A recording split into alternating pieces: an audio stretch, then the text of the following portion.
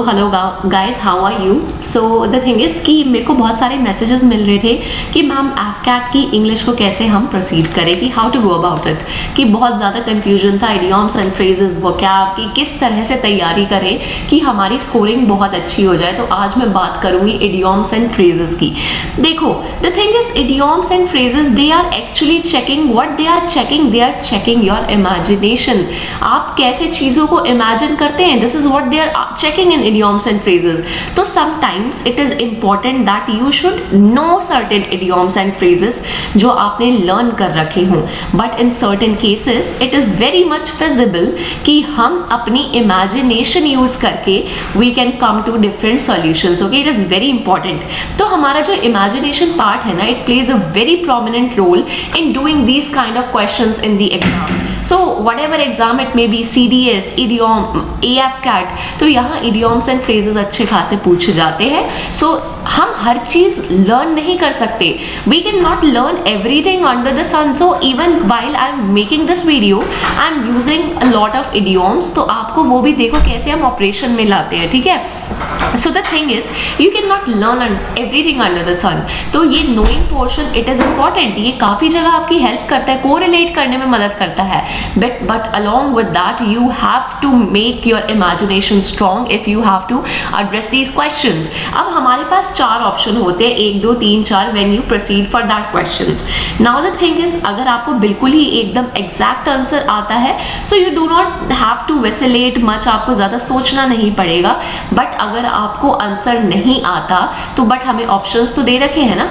Answer मतलब it is just in front of us, the answer is always in front of us. Okay, but what we have to do is we have to read between the lines. Okay, जैसे once my friend, she is doing English literature, तो उसने मुझे बताया था that our teacher told us sometimes things are not written but you have to read between the lines, you have to see what is not written, you have to understand that. Okay, तो you have to read between the lines. Okay, अब 2 चीजें जो मैं आपको पहले छोटे जो मैं कभी टैक्टिक्स यूज कर लेती थी, दैट इज फर्स्ट कि जो जैसे हमारा कोई भी फ्रेज है, किसी में हिट करने की बात की है या कोई टेंजिबल चीज की बात की है, तो वो चीज अगर ऑप्शन में डायरेक्ट दिख जाए, मतलब हिट समथिंग, तो मतलब अगर कि मारने, क्वेरल वगैरह ऐसे ऑप्शन आ जाए, तो most of the time that is wrong. जो बिल्कुल कोरिलेट कर जाए ना उससे, इडियम से, तो most of the time those answers are wrong. तो ठीक है, हमें ये चीज याद करनी होती है. अब हम कैसे करते हैं, तो it would be a very fun session. Okay, हमारे डाउट्स भी क्लियर होते जाएंगे, प्लस हमें मजा भी आएगा चीजों को याद करने में. ठीक है, अब देखो ये मैंने सारे प्रीवियस ईयर क्वेश्चंस ही लिए हैं, तो डोंट वरी. अब आप देखो कैसे क्वेश्चन, सारे ऑप्शंस कैसे आएंगे, you will find it very interesting. Okay, तो हम पहली बात करते हैं मैन ऑफ लेटर्स. ओके, अब ये तो I think they love this topic particular. Man of letters, man of words, man of means, मतलब आपको ना ये चीज बहुत मिलेगी. Man of words, man of means, तो ये चीज आपको काफी आपके पेपर में देखी जाएगी. तो देखो अब पहले ना हम man of letters.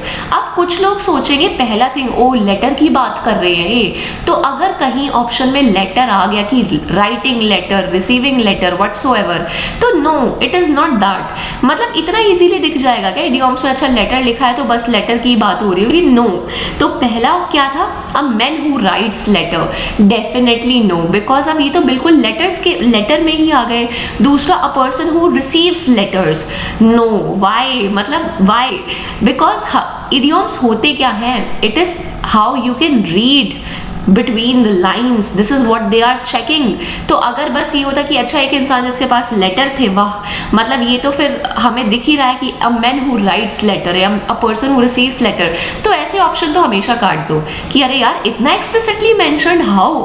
I think idioms are for things which we cannot express very easily, right? तो अब अगला देख लो. तो अब मेरे को ये तो पता लग गया 1 और 2 नहीं हो सकते. अब थर्ड पे आओ, एन इलिटरेट पर्सन और लर्नेड पर्सन. अब इन दोनों में बात हो गई है एजुकेशन की, they are talking about your education. Okay, तो अब देखो लेटर्स क्या होते हैं. लेटर्स तो कॉपी में भी लिखे जाते हैं, अल्फाबेट्स होते हैं, सब कुछ होते हैं. तो एक इंसान जिसे लेटर लिखना आएगा, a person who know how to write letters, या इनसे रिलेटेड कुछ चीज होगी, तो obviously they are talking about learning. So a person who is a man of letters, it means that person is a learned person. Person. Obviously अगर letter से कोई इंसान एसोसिएट कर रहा है, that person can not be an illiterate person, that person is a learned person. तो देखो options देख के ही हमने बता दिया कि अच्छा फोर्थ ऑप्शन भी हमारा करेक्ट ऑप्शन हो सकता है। ओके, तो जैसे मैंने आपको बताया मैन ऑफ लेटर्स हो गया। अब can you tell me what is the meaning of man of words and man of means?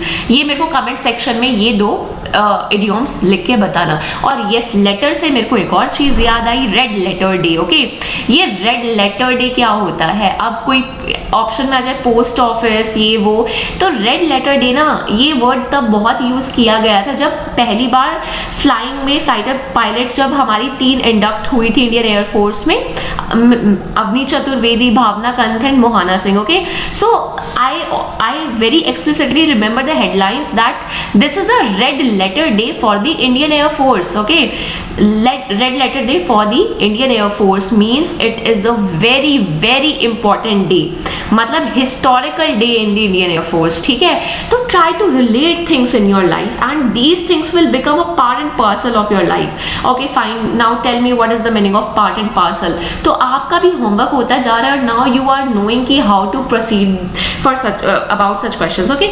Now okay, coming to the next question, all Greek. Now don't go to Greek god की, ऋतिक रोशन की तो बात नहीं हो रही है, ऐसा कुछ नहीं है। So now all Greek. अब देखो ग्रीक क्या होता है, मेरे को तो समझ आती नहीं है ग्रीक, मेरे को तो बहुत सिंपल लैंग्वेज है जो हमारी है वो समझ आती है। अब कुछ ग्रीक में लिखा होगा उसे तो मैं परसीव ही नहीं कर पाऊंगी, मेरी तो सेंसेस ही वहां, कोई ग्रीक में कुछ बोल के चला जाए मेरे को समझ थोड़ा ही आएगा।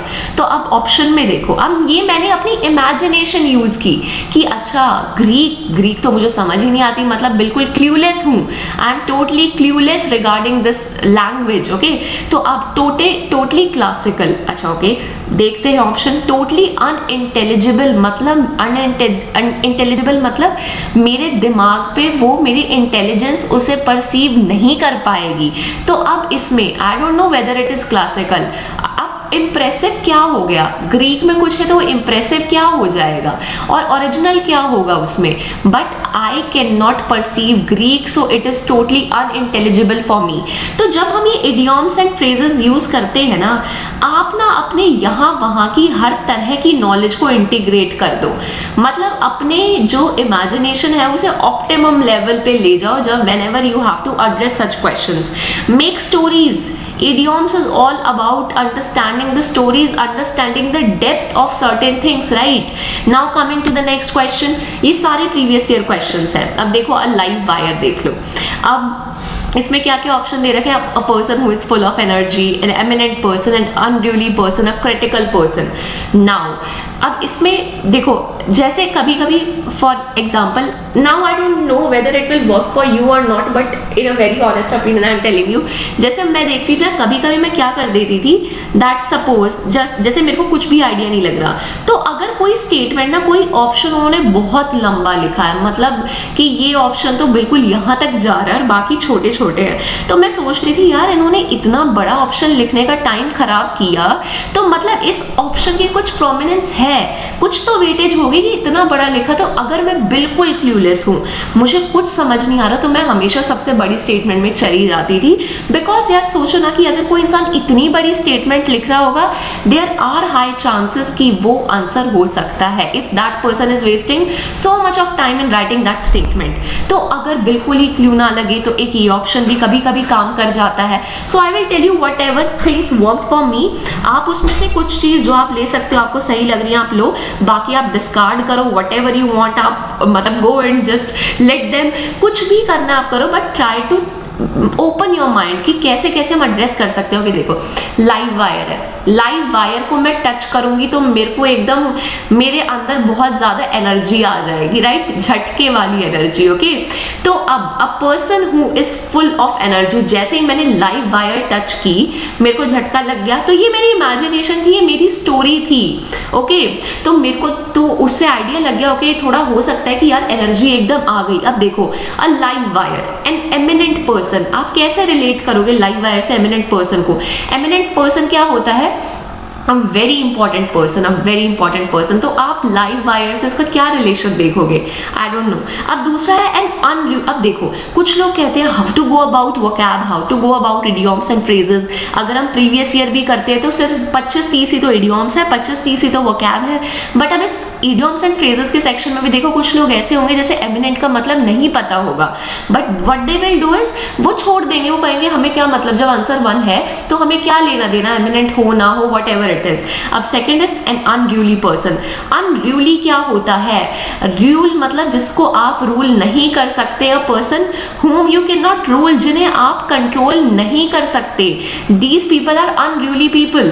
तो एक लाइव वायर, अब ये भी कोई आइडिया नहीं लग रहा, ठीक है। अब क्रिटिकल पर्सन, क्रिटिकल जो बहुत सीरियस है, अब लाइव वायर का झटका लगेगा तो सीरियसनेस की तो बात ही नहीं हो सकती। अब ये दो तो एन एमिनेंट पर्सन और क्रिटिकल तो मैं हटा ही दूंगी। अब पर्सन, अब एनर्जी थोड़ा हो सकता है, ओके।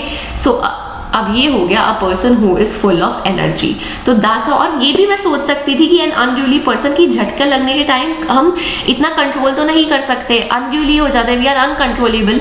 बट ये एक तो बड़ी स्टेटमेंट है, okay, and this is a positive statement. तो मैं पर्सनली हमेशा इन चीजों को देख लेती थी। See this is, I am telling you how I develop my imagination, so just try to understand that, okay. I am not saying कि रट लो, जो मेरी अंडरस्टैंडिंग है वही आप कॉपी कर लो, but at the same time आपको भी कुछ ऐसे क्लूज अपने दिमाग में डेवलप करने पड़ेंगे। अब now writing on the wall, okay, कि हम वॉल पे गए, हम कुछ राइट कराए, राइट। अब एक तो डायरेक्ट इन्होंने वर्ड यूज कर दिया इसका ग्रेफिटी। अब जो डायरेक्ट बात बोल देना वो तो बिल्कुल ही नहीं होगा भाई, इतना ही डायरेक्ट था तो इडियम बना ही क्यों। दूसरा, an event indicating impending danger. अब देखो मतलब कुछ इंडिकेट कर रही है ये चीज। अब तीसरा, simple announcement of an event. अगर इतना ही कोई सिंपल स्टेटमेंट होता है ना, वो इडियम ज्यादा बनता नहीं है। अब पॉलिटिकल स्लोगन, अब इसमें इन्होंने एक मतलब था इस चीज का, ओके, एक कहानी थी इस चीज की, that's why it is an idiom. Graffiti, direct word दे दिया। दूसरा, अनाउंसमेंट कर दी, राइट, मतलब एक बंदे के दिमाग पे क्या आएगा, हम वॉल पे अनाउंसमेंट कर देते हैं, हम वॉल पे कोई स्लोगन लिख देते हैं। नो, अगर हमें इतना ही स्ट्रेट फॉरवर्ड लिखना होता तो ये मुहावरे होते ही क्यों, ये इडियम्स होते ही क्यों। That's why the answer is second, an event indicating impending danger. And can you see that, ये सबसे बड़ी स्टेटमेंट भी है यहाँ। सी देखो 3-4 पॉइंट्स मैं देख लेती थी और मैं उनका परम्यूटेशन एंड कॉम्बिनेशन लगा के मैं चीजों को समझती थी। Now coming to the 5th question, a fool's paradise. एक इंसान है जिसको ज्यादा समझ नहीं है, ठीक है। अब वो अपना एक पैराडाइज बना रहा है, that person is creating his और हर पैराडाइज, ठीक है। तो क्या ये रियलिटी है पैराडाइज, एक फूल्स पैराडाइज, मतलब अब देखो पहला स्टेटमेंट आ गया, इन्होंने तो डायरेक्ट कह दिया अच्छा पैराडाइज ऑफ फूल्स, मतलब अ फूल्स पैराडाइज, पैराडाइज ऑफ फूल्स। जो चीज इतनी क्लियर हो गई, इतनी एक्सप्लिसिट हो गई, उसको तो पहले ही काटा मार देना कि मतलब अगर फूल्स पैराडाइज बोल दिए तो पैराडाइज ऑफ इडियट्स ही हो गया। No, now a state of illusionary happiness. अब आप मुझे बताओ, अगर आप बैठते हो और कुछ अपना बहुत अच्छा सोच रहे हो, आप खुश भी हो जाते हो वो सोच के, ओके, तो क्या हमारा वाकई, अब चलो ये स्टेटमेंट मैं थोड़ा कंसिडर कर सकती हूँ, अ फूल्स पैराडाइज, मतलब हम बैठ के कुछ सोच रहे हैं, ठीक है। तो अब ये चीज जब मैंने ये वर्ड देखा ना, इल्यूजनरी हैप्पीनेस, अब इन्होंने इतनी मेहनत की इल्यूजनरी हैप्पीनेस लिखने में, मतलब मैं बैठी और मैं कुछ सोच रही हूँ, I am making my own paradise, तो वहां सब कुछ अच्छा हो रहा है, तो क्या ये मेरी इल्यूशनरी हैप्पीनेस ही नहीं है। सो दैट्स व्हाई मेरे को ज्यादा सोचना ही नहीं पड़ा, a state of illusionary happiness is the correct answer. And once again देखो इन्होंने इतनी मेहनत की इस स्टेटमेंट में, इतना कनेक्शन दिखाया, that's why this is the answer. अगला है to live in the past, direct बोल दिया to have happy dreams, but इसमें इन्होंने एक हिडन मतलब दिखाया। तो when you can find a hidden meaning in anything, go for that particular option, okay. Now nip in the bird. अब किसी को पता हो बर्ड क्या होता है, फ्लावर्स बिल्कुल इनिशियल स्टेजेस में होते हैं, बिगिनिंग में होते हैं, बर्ड्स ऑफ फ्लावर बर्ड्स आपने सुना होगा, राइट, बिल्कुल बिगिनिंग स्टेज में। तो यहाँ बिगिनिंग कहाँ बात हो रखी है, beginning is here, okay, beginning is also here. Now तो बिगनिंग दो जगह बात हो रही है। वेल यहाँ भी गुड स्टार्ट हो रही है। तो अब देखो, अब मैं ऑप्शन देखती हूँ और मैंने इन चीजों में ना दो चीजें पकड़ी, bud, flower bud, something which is in its initial stages और बिगनिंग स्टेजेस। निप क्या होता है, आप किसी को चुभा दो कुछ, ओके, कुछ भी है, इंजेक्शन है, कुछ भी है, वट एवर, निप कर देना, एकदम बाइट कर लेना, तो it means you are damaging that particular thing, okay, आप उसको हर्ट कर रहे हो, आप उसे डिस्ट्रॉय कर रहे हो। अब मेरे ये इसको इस तरह से देखने में, विजुअलाइज करने में, ये पहला ही ऑप्शन आ गया, डिस्ट्रॉय इन द बिगिनिंग, कोई भी चीज है, so this is the correct answer. अब देखो सेकंड ऑप्शन क्या था, एक्सट्रीमली गुड स्टार्ट। अब किसी को पता हो ना, निप मतलब एकदम कुछ चुभा देना, सुई मार देना, ऐसा कुछ, तो वो कहेगा यार अब किसी ने किसी को कुछ चुभा दिया, हर्ट कर दिया, तो वो गुड स्टार्ट तो बिल्कुल ही नहीं हो सकती, हटा दो इसे। स्ट्राइविंग फ्रॉम द बिगिनिंग, मतलब हम स्ट्राइव कर रहे हैं from the beginning. What strive, जब आपने डिस्ट्रॉय कर दिया, how are you striving. Then fourth is nurture, nurture करना मीन्स किसी को देखभाल करके बढ़ाना, ठीक है, किसी की केयर करना, उसको सपोर्ट करना। For example a mother nurtures their children, ठीक है, मदर करती है नर्चर अपने बच्चों को। तो अब ये तो मेरे ऑप्शंस ही खत्म हो गए, बिकॉज मैंने निप वर्ड से ही समझ लिया, okay we are damaging something. तो स्ट्राइव करना, नर्चर करना, गुड स्टार्ट होना, ये तो हो ही नहीं सकता। So first option is the correct option. So now can you see how I am going about these idioms, and when you will start imagining so much, believe me, within seconds आप options को eliminate करने की आदत डाल लोगे। अब देखो, a little gush of gratitude, gratitude क्या होता है, किसी को अगर पता होता है ना gratitude की feeling, what is the feeling of gratitude, it is about being thankful, okay। तो अगर हम किसी चीज को लेके थैंकफुल है, that is gratitude। तो अब इसमें देखो क्या क्या ऑप्शन है, ग्रेजुअल रिकवरी, रिकवरी की बात कर रहे हैं। Friendly feeling means a nice feeling, a good feeling. अब ये देखो इसमें क्या है, excessive labour, excessive enthusiasm. No, when we talk about ये वर्ड जो ग्रैटिट्यूड है ना, जिसे इसका मतलब पता लग गया वो ये इडियम कर जाएगा। ग्रैटिट्यूड मतलब बीइंग थैंकफुल, बीइंग लाइक बहुत खुश होना, एक अच्छी वो अच्छी वाइब्स होना, अच्छी फीलिंग होना। तो और आपको क्या पता है गश का मतलब क्या होता है, गश वाटर, गश वाटर से कैसे एसोसिएटेड होता है, ये सर्च करना कि गश हम किस तरह से यूज करते हैं सेंटेंस में, you will find that very interesting, okay.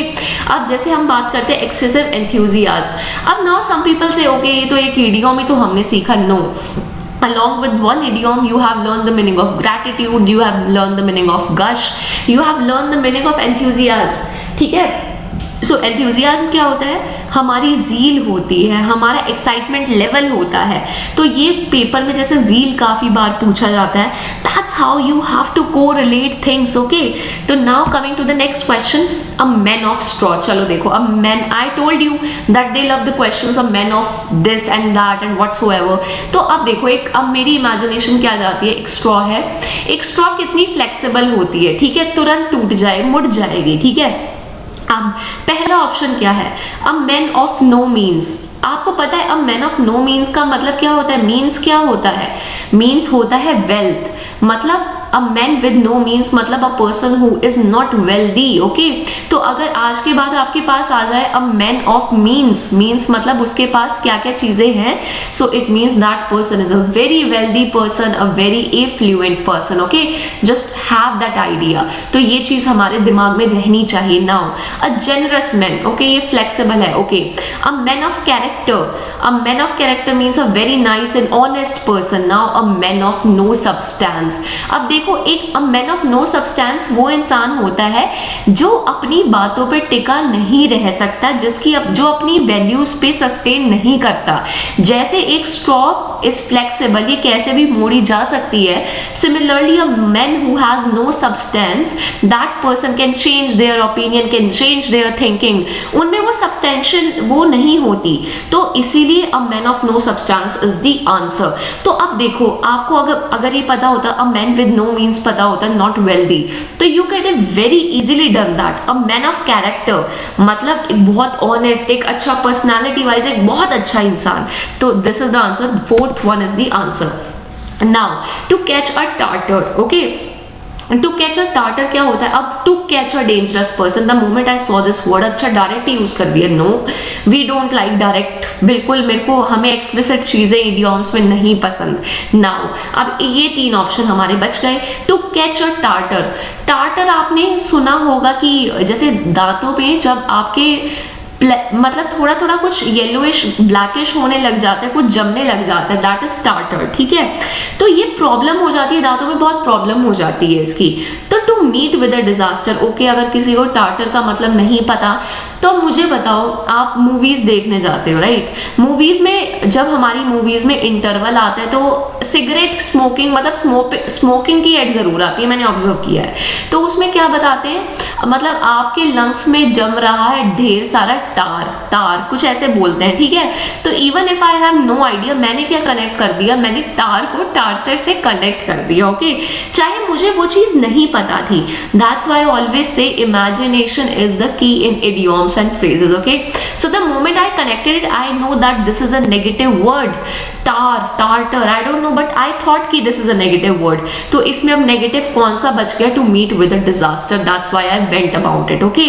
तो हमें छोटी छोटी चीजें जो हमारे आसपास हर वक्त हमें सराउंड कर रही हैं, आपको रिलेट करना है। आपने आज तक अपने 22-23 साल तक की जितनी भी नॉलेज इकट्ठी की है, आपको सारी वो इमेजिनेशन यूज कर लेनी है, ठीक है।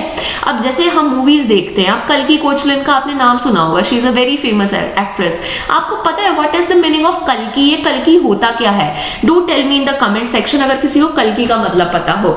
तो ये चीजें छोटी छोटी चीजें होती है। यू विल से इसका क्या यूज है, बट नो, अगर आप हर चीज को लेके एक इनक्विजिटिव नेचर अपना डेवलप करोगे, इनक्विजिटिव नेचर अगर हमारा होगा तो हमारा पेपर में बहुत हेल्प होगी। Now coming to the next question, to have an axe to grind, okay. अब हम पहले ऑप्शन देख लेते हैं, to have a strong personal opinion, to fail to arouse interest. अब यहां मेरे को नेगेटिव कुछ नहीं दिख रहा। To have an axe to grind मतलब हमें एक एक्स को, to have an axe to grind, ठीक है, एक्स चाहिए ग्राइंड करने के लिए। To fail to arouse interest, negative तो मुझे कुछ दिख ही नहीं रहा इसमें। Once again another thing, to have no result, अब ये भी नेगेटिव हो गया। अब इस स्टेटमेंट में मुझे कुछ नेगेटिविटी दिख नहीं रही, और 2 स्टेटमेंट ऑलरेडी नेगेटिव इन्होंने बोल दी। Now to work for both sides, दोनों जगहों के लिए काम करना, ठीक है, ऐसा भी मुझे कुछ फील नहीं हो रहा। तो I went for to have a strong personal opinion. अब मैंने क्या देखा, मैंने ये भी देख लिया 1 and 4 में ज्यादा लेंदी कौन सा है, okay. And now they are talking about a very deep concept, strong personal opinions. So it is all about the imagination, it is all about the opinions, it is all about the perception. ये हमारे मुहावरे होंगे, लोकोक्तियां होंगी, जो भी हैं, यही तो चीज चेक करते हैं कि बंदर क्या जाने अदरक का स्वाद। अब ये थोड़ा ही कि लिटरली बंदर के बारे में आप सोचो, how much you can relate it to the real life situations. This is कि एक बंदा जो दूसरी चीज, जो अच्छी चीज हो, उसकी वैल्यू ना कर पाए। अब अगर आप सिर्फ एक बंदर और एक अदरक ही देखोगे तो वहां काम नहीं चलेगा ना। So now coming to the next question, to play second fiddle, okay, मतलब आप प्ले कर रहे हो सेकेंड फिडल, ओके। अब to be happy cheerful and I don't know, ये भी कोई पॉजिटिव वर्ड होगा, मैंने गलती से आई थिंक हैप्पी रीइटरेट कर दिया। एक बार मुझे जरा ये भी बता देना, ये रीइटरेट क्या होता है, क्या बोल रही हूं मैं ये। दूसरा, to reduce importance of one senior, okay, to support the role and view of other person. देखो अब ये मेरे को दिख रहा है, अब इसमें मेरे को कहीं ये देखो सेकेंडरी स्टेटमेंट इसमें बहुत इंपॉर्टेंट है। अब इसमें to be happy cheerful and जो भी है जॉयस, जो भी होगा, ये तो नहीं हो सकता, बिकॉज इसमें कुछ सेकेंडरी वगैरह का कुछ नहीं आ रहा। To reduce importance of one seniors, I think हमें सीनियर्स की इंपॉर्टेंस तो कभी रिड्यूस करनी नहीं चाहिए, तो मुझे लगता नहीं ऐसा आइडिया हो सकता है। Third, to support the role and view of other person. अब देखो इसमें एक पॉजिटिव वर्ड है सपोर्ट, और हम बात कर रहे हैं दूसरे पर्सन की। So when we are supporting the role and view of other person, I think this is the best option. To do back seat driving, अब ये कहां से आ गया, ड्राइविंग कहां से आ गई, तो ये क्या, ये तो कोई मतलब ही नहीं बना ना। So that's how you have to seat. अच्छा और मुझे ये बताना इसका मतलब क्या है, be in the driving seat. What is the meaning of be in the driving seat? Now some of will say अब ऑप्शन ये भी आ जाएगा इसमें कि you are driving the car, दूसरा कुछ भी हो जाएगा, बट हमें रिलेट करना है रियल लाइफ सिनेरियो से। ड्राइविंग सीट का मतलब bear the responsibilities, okay, because that person who is driving is responsible for the car, hence it is talking about bear the responsibilities, okay. Now coming to the next question, to go to the wall. अब हम अगर बस इतना ही imagine कर लेंगे कि हम यहाँ खड़े और हम वॉल पे चले गए, तो क्या मतलब, ये तो बहुत ही नॉनसेंस काम हुआ, ठीक है। तो अब देखो, टू बी आइडियल, कि भाई आप इतने वेले हैं, एक तरह से कह ले कि कुछ काम नहीं है हमें कि हम वॉल पे जा रहे हैं, ऐसा तो कुछ नहीं होगा, ठीक है। अब ये तो कि हाँ एक स्टेट बता दी that you are ideal, you went to the wall. To be in grave trouble, okay, to go for a holiday, to अब जैसे ये होता है ना, to go to the wall, इसका ना हमेशा ना इडियम होता है टू बी र्यूम, ठीक है। जैसे अब ये ना बहुत ज्यादा यूज किया जाता है to go to dogs, to go to dogs. अब कोई मेरे को बताना कमेंट सेक्शन में इसका क्या मतलब होता है, गो टू डॉग्स। दूसरा होता है गो इन वेन, तो जब भी कुछ गो चला कहीं गो हो जाता है ना, तो it means it is ruin, definitely it is ruin, ठीक है। तो ये चीज देख लेना, to go to the wall, to go to the dogs, go in vain. तो मैंने ये चीज ऑब्जर्व की थी और मैंने इससे अपना थोड़ा रिलेशन बना लिया, ठीक है। तो that's how you have to go about certain things. Now coming to the next question, to hit the nail on the head. अब एक नेल है, मतलब एक कील सी है, तो आप क्या करते हो, ये इसका हेड है, आप इसको हमेशा हिट करते हो ताकि ये वॉल के अंदर चली जाए, राइट। अब अगर हम पहली बात करें, find exactly the right answer, okay. Now अब देखो हिट वर्ड है, तो ये भी चला गया। व्हाट दे डिड इज, इन्होंने सेकंड ऑप्शन में स्कोल्ड डाल दिया कि हम वी आर लाइक हम कुछ पेन दे रहे हैं या कुछ ऐसा, मतलब स्कोल्डिंग हिटिंग से रिलेटेड है। No, definitely not the correct answer. Third, okay fine, third ऐसा कुछ नहीं कह रहा, but fourth, to be harsh in behaviour. इन्होंने सोचा कि अब हमने हिट लिख दिया ना, तो लोग या तो सोच लेंगे स्कोल्ड समवन या to be harsh in behaviour, पर जब भी ऐसी स्टेटमेंट आए ना, ये समझ लो कि ये तो पहली चीज यही नहीं है। Now next two options we have, find exactly the right answer, to show correct part to someone। अब देखो, अगर हम बिल्कुल यहाँ हिट करेंगे इसे, तभी तो ये नेल हमारी वॉल के अंदर जाएगा। तो हमें बिल्कुल एग्जैक्ट काम करना है ताकि एक राइट कंसिक्वेंस हमें मिले, ओके। तो बस that's how, so first option. Now halcyon days, अब ये थोड़ा हमें पता होना चाहिए। Halcyon days they are very peaceful and happy days, okay. तो ये चीज हमें थोड़ी पता होनी चाहिए थी, बट अगर हम देखें, सी जो बाकी के तीन ऑप्शन है, they are cloudy, bad, sunny, मतलब तीनों चीजें नेगेटिव चीज को डिनोट कर रही है, राइट। तो एक ही ऑप्शन है something which is associated with something good. तो अगर तीन ऑप्शन नेगेटिव में है, तो एक ऑप्शन जो पॉजिटिव में है, समटाइम्स वो भी आंसर हमारा हो जाता है। तो हेलिकन डेज हमारे हो गए happy days, so know about that, okay. नाउ to keep the wolf from the door, तो आपको वुल्फ को डोर से दूर रखना है, ओके। अब पहला है क्या, to remain alert, okay, to question others in case of doubt, to have enough money to avoid hunger and starvation, to chase others to get something. अब ये तो मेरे को बिल्कुल नहीं लग रहा कि वुल्फ को हमें डोर से अलग रखना है, तो चेज क्या करना है हमें दूसरों को, टू गेट समथिंग, तो ये तो मेरे को बिल्कुल ही इररिलेवेंट लगा, okay. What is the meaning of irrelevant, जरा मेरे को कमेंट सेक्शन में बताना, and yes do tell me the meaning of, okay चलो पहले इररिलेवेंट का ही बताना, ठीक है। तो अभी हम बात करते हैं, अब हमारे पास तीन ऑप्शन बचे। अब देखो, मैं अगर आपकी जगह होती, मैं देखती थर्ड ऑप्शन में इतना टाइम लगाया, to have enough money to avoid hunger and starvation, मतलब बड़ा इन डेप्थ मतलब बता दिया। तो मैं तो I would have definitely gone for this answer, but यही आंसर है, फॉर्चुनेटली अनफॉर्चुनेटली लकीली जो भी आप कह लो। अब इन दोनों में देखो, टू रिमेन अलर्ट, हम वुल्फ को डोर से अलग रख रहे हैं, ठीक है, ये भी कहीं ना कहीं बन सकता है, but to question others in case of doubt, ये क्वेश्चनिंग का कहाँ आ गया, ये तो कुछ है ही नहीं। तो 1 and 3 मेरा बचता।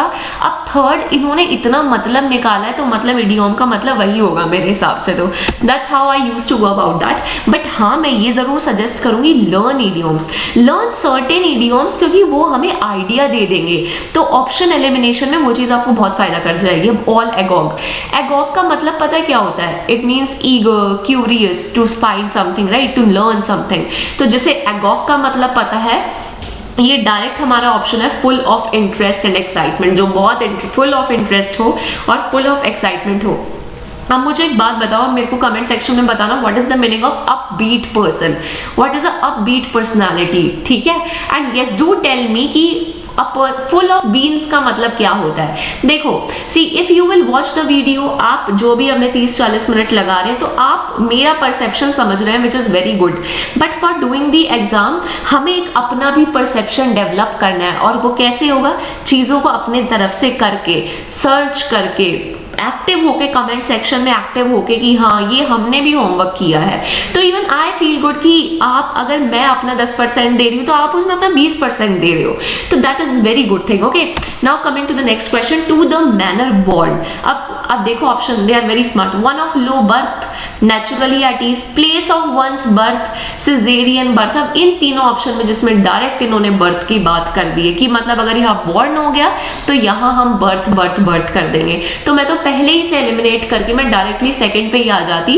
एंड डेफिनेटली जो टू द मैनर बॉर्न का मतलब यही होता है, नेचुरली एट ईज, जिस तरह से आपका नेचुरल नेचर है, this is what they are talking about. अगर ये नहीं है कि बॉर्न आ गया तो मतलब अब तो बर्थ की ही बात हो रही है, दैट्स नॉट द केस। अब इसमें भी आपको एक हिडन मीनिंग देखना है, और ये सेकंड ऑप्शन सबसे ज्यादा रेलेवेंट है, ठीक है। लूज वंस मार्बल, अब एक ऑप्शन तो ये यही दे देंगे कि आपने कुछ चीज लूज कर दी है, ठीक है। अब देखो पहला ही ऑप्शन ये डाल दिया, lose something dear to you, अब ताकि आप डायरेक्ट लिख दो, नो डेफिनेटली नॉट। अगर ये ही इडियम्स अगर इतना ही डायरेक्ट होता तो ये इडियम्स नहीं होता, always keep that in mind. Now suffer a setback, okay, अगर कुछ चीज हमने लूज की है, हमें एक सेटबैक लग सकता है। Third, become insane. Fourth, become drunk. अब ड्रंक की तो कहीं बात ही नहीं है। अब देखो सफर अ सेटबैक और दूसरा बिकम इनसेन, ओके। तो अब इसमें थोड़ा सा अगर हमें थोड़ा it would have been better कि हमें थोड़ा, कभी हमने ये चीज सुनी होती तो हमें पता लग जाता that become insane is the answer. Suffer a setback, why should I go for that? Loose once marbles, मतलब मैं तंग हो गई, एक बार चीज गुम हो गई तो मेरे को दिक्कत हो रही है, मैं सोच रही हूँ कि कहाँ रखी थी, कैसे रखी थी, ठीक है। Become insane. Now so that's how you have to approach the questions.